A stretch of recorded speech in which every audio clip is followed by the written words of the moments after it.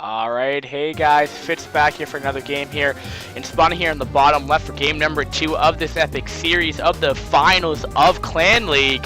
It will be, spawning here in the bottom right, it'll be Reps Russian Ton Pro Gaming Team's Division 8 teams, Dewalt here, and his opponent will be the Orange Terran, LRM Evolution's MADiNHO, and both players have played phenomenal last game.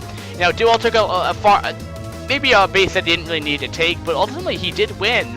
And right now it is 1-0 in Dewalt's favor, so we gotta make sure that we give him some love. And guys, I do want to say I am extraordinarily sorry about the audio last game. I have no idea why I decided to bump it up. Like, if you guys know anything about like microphones and stuff, like what, at least on Windows, what they tend to do is they end up trying to they end up actually, from a scale to 1 to 100, like that's how much like decibels that they use, and each decibel increases the volume that's recording at.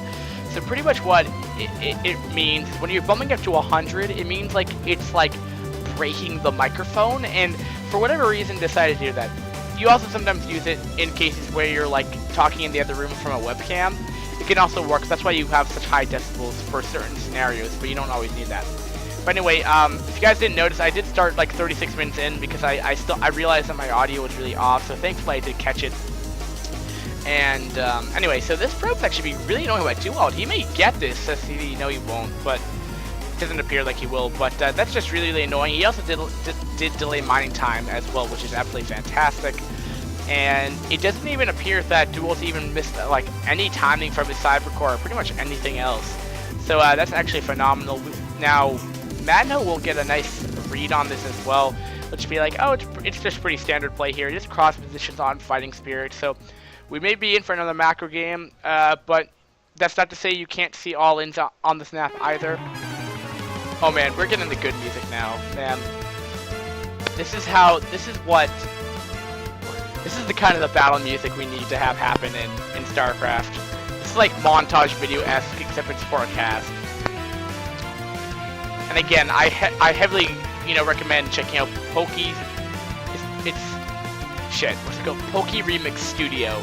One word on YouTube is the username's account, and you can get all their music for free. And this is exactly what I was thinking about. MADiNHO's actually gonna go try to 2-fact his way out of this. I don't know why, but it just appears like cross positions don't make sense on this map because people try to all in anyway. He might be kind of mad that he lost last game after like a half-an-hour game. He also might be slightly burned out as well. You have to keep that in mind as well. So, anyway. So, good shout out to him. Also, shout out to the person that made our epic overlay. Brian Chang, I think is what her name was. I believe it was a she, because that was the most feminine voice of a guy I would have ever heard if that was a guy. At sharpedit.com, sharpedit, like SHARPEDIT. That person is really awesome. I believe they're pricing if you want like a custom overlay for something, if it's your stream, if it's your something, she can do it. She did it really, really quickly too. I'm a very happy customer. Her quotes normally go from like how big of the project is. She says she normally ranges from like 60 to 20 bucks USD, so it's some money. It's not dirt cheap, but if you want a good overlay, she's a good person. But now, this is what I love about what Dewalt's doing right here. He's still pressuring with his Dragoons out here. So what this is allowing him to do right here is, if this 2-fact continues on, which of course it is because it's a 2-factory, he can continue to snipe off, reinforcements here. It looks like he's gonna go back though. I'm not quite sure if he knows it's a 2-fact, and I'll be interested in MADiNHO's actually gonna just try to follow this up with an expansion. We did see Starport. I didn't quite see this right now, but you see now. Let's see what our harvesters are looking like right now. 25 to 19. So MADiNHO is definitely has committed to this push right here. He's definitely been cutting harvesters, and something that I was never been able to tell without this little tool of mine. So I'm a very, very happy person. So we will be having push coming here, but that's a lot of goons, ladies and gentlemen. And I mean a ton. We do have ops coming out, so I'm not sure if Dewalt knows about this. He must know about this as a 2 factory. He now knows it's a 2 factory for sure with that ops over the army. But actually, he may not. He may think it's an FD push. Oh, he may not. Oh, man. Does he know? Oh, my God, Dewalt, you're insane. Oh, my God, dude. You are awesome, man. You just saw that. That is like Gosu-like. That drop has been thwarted. And it even looks like he's going to be gearing up for a 3rd base here. And MADiNHO has done no damage. This is terrible for LRM. This is terrible for MADiNHO. But we have some epic music anyway. But anyway, these 4 goons may be at somewhat risk here with the 2 tanks and the Marines here. He needs to micro very, very well here. But I think there's just too many Dragoons here. The tanks are not siege. There's really nothing to buffer damage. They will just be target fire down here. There are really annoying spider mines here, but it did go down right here. I believe 1 or 2 vultures got in the mineral line here. Should be able to rack up 1 or 2 kills right here. Remember, guys, he started at 29 probes here. How many kills will he get? So far, he's at down to 28, and that number will continue going down. I'm just going to go off, and we'll see if that probe count does go down, and I will be keeping a close eye on that. And it doesn't look like only 2 have been killed off. Looks like that push was killed off.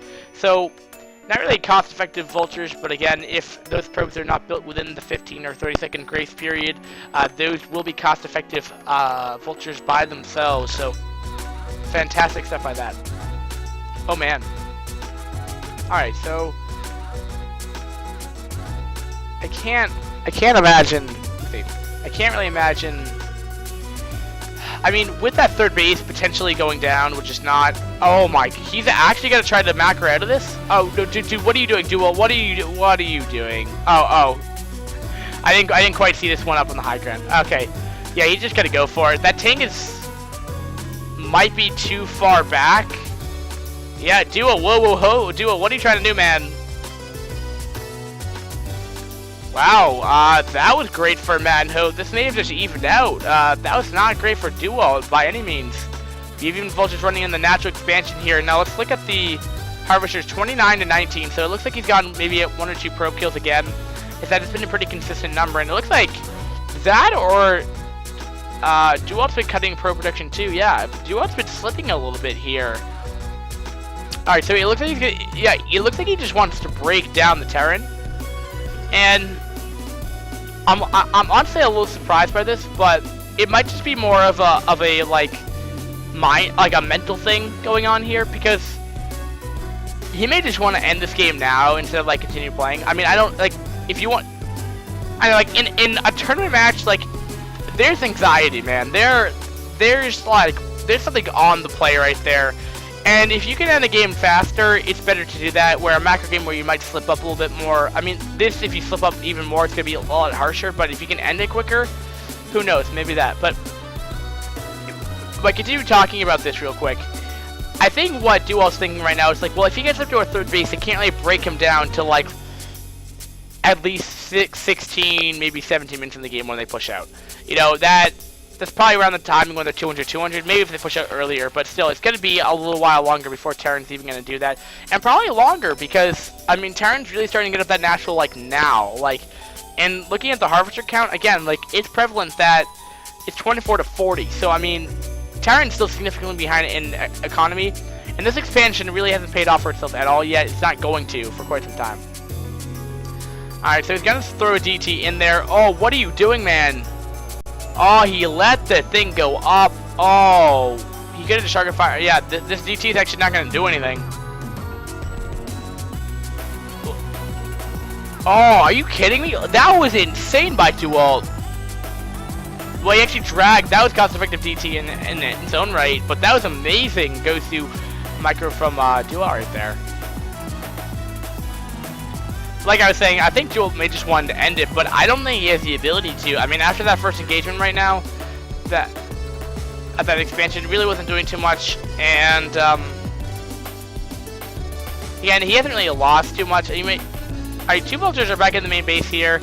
May rack up, 3 probe kills. Being really, really annoying. And what MADiNHO, I have to say, I like both these players' play styles, but MADiNHO, he's just continuing to drop, buying himself more time, and really great. The only thing though, has he lost that dropship? Nope. He's up to 2 dropships actually, oddly enough, which I don't really know why he has 2, but whoopsie. Press the spacebar on my keyboard there for a second. My bad. I was just readjusting myself in position here. But alright, so it looks like he's gonna push out again. This is, I feel like that's all in, just because like, just the sheer amount of SCVs he has back at the base, which is like 20. Like, I don't know. But that push, especially where he's positioned himself along this this wall, is really gonna help him out a lot more. And he does not want to get contained. I can tell you that right now. Protest does not want to get contained. They want to push while they have the maneuverability, while they can't have it, but it does not appear like that's going to happen. Alright, it looks like we're up to, what, 5 gates now? Well, I'm talking about we actually have an engagement happening, so we'll deal with that later. But, alright, so it looks like I think Dewalt's gonna take this. Yeah, Dewalt's gonna take this, no problem. The tanks are not, and even if Dewalt, say, lost all his Dragoons, which is not gonna be the case here, that's gonna take forever for him to rebuild that. And again, if we talk about production-wise here, okay, it's 2 factories, like just 2 in general, versus 5 gates, and that's only gonna get bigger with that 3rd base being up here. It looks like we have another drop here. Now it's gonna be a little bit annoying to deal with this, though. He's just stalling for time, but it's 99 supply down to 44. I mean, that the supply just tells you.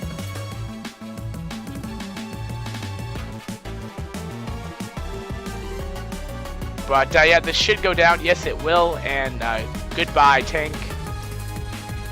And okay, but like this is the other thing, though. Okay, I think he's gotten to the point where he doesn't have the economy to actually produce.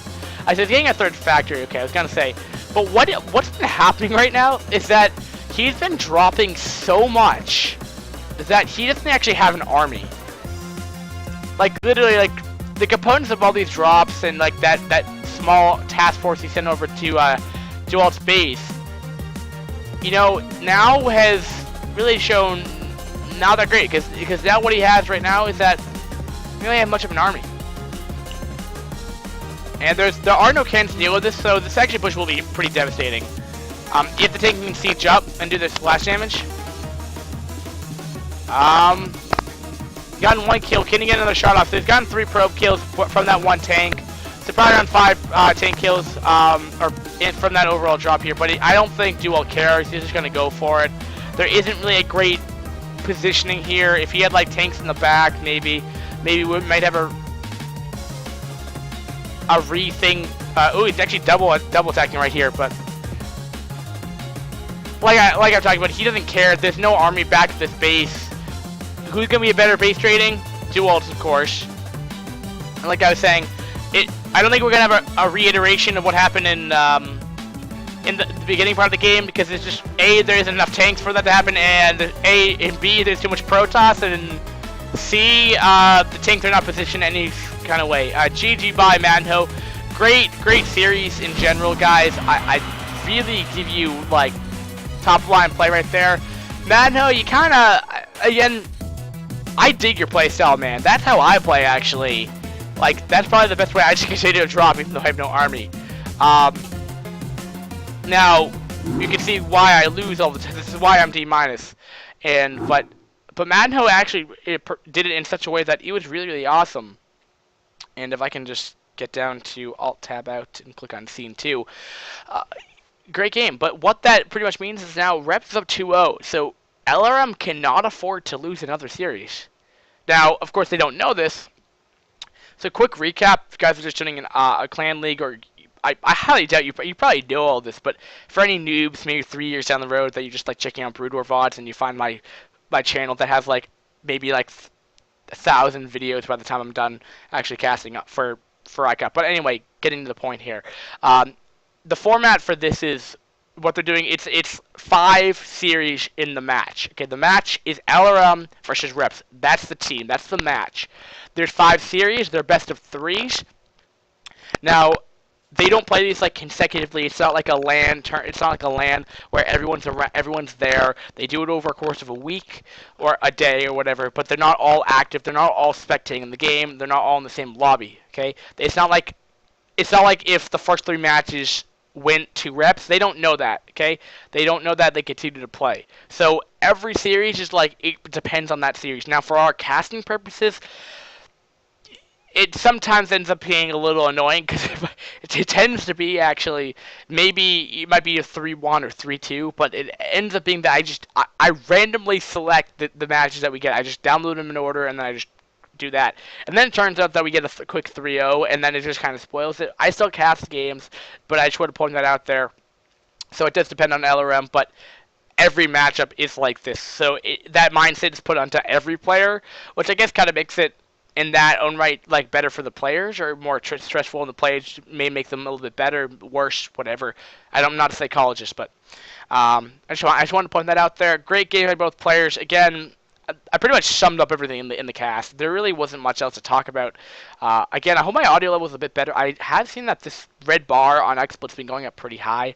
And again, dude, this thing is not that close to my face. I mean, it's a headset, but I hope it's not been too loud. Hopefully it's not been too crappy. But guys, again, thanks for watching iCup TV. Fitz here, and you can find me on Team Liquid in here at Walma. Team Liquid. I don't use Twitter, so or check me up on iCup. I do check my inbox all there all the time and stuff like that. But anyway, make sure you thumbs up. That helps out a lot. Comment that I always love. I always love reading comments. I'm gonna try to reply to them, every single one of them, even if it's like a hateful comment. But unless you spam, and then I'm just not gonna reply. But anyway, subscribe if you like our videos. Tell people about this. You know, I try to make the best Brood War content out there. I try to be better. I try to be better than all the other casters. They definitely tend to be better insight, but I want you guys to have the best experience. That's why I'm trying to put in this other music. That's why I'm trying to get the best overlay. That's why I'm trying to do this in front of the camera, showing myself. Does it help? Does it not? Comment below if it does. If it doesn't, if you're not going to comment below, I'll never know. I'll never know how to become a better caster. Other than through experience, but experience tends to be happen when you have that person that tells you that this works or doesn't work. But anyway, guys, thanks for watching again. This is the finals of iCup Clan League Season 20, and we'll be back shortly for another VOD.